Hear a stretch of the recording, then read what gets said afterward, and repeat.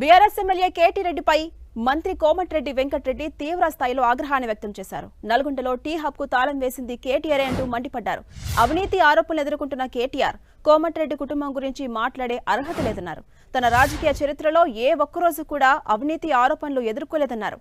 మరోవైపు ప్రతిపక్ష హోదా కోసం కేటీఆర్ హరీష్ రావు పోటీ పడుతున్నారని, త్వరలోనే బీఆర్ఎస్ పార్టీ పూర్తిగా మూత పడిపోతుందంటూ మంత్రి కోమటిరెడ్డి విమర్శించారు.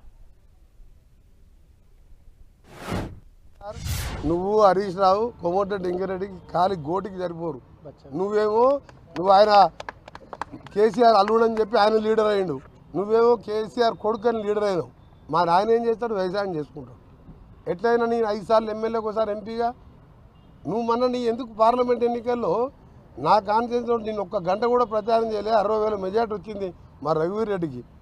నువ్వు సిరిసిల్లలో 10,000 కోట్లు అభివృద్ధి చేసుకున్నావు కదా. 6,000 మైనస్ ఎందుకు వచ్చింది? 6,000 బండి సంజయ్కి లీడ్ ఎందుకు వచ్చింది? బీజేపీతో కుమ్మకైనావా లేకపోతే ప్రజలు నీ ముఖం చూడలేక వేరే పార్టీకి ఓటేసినా?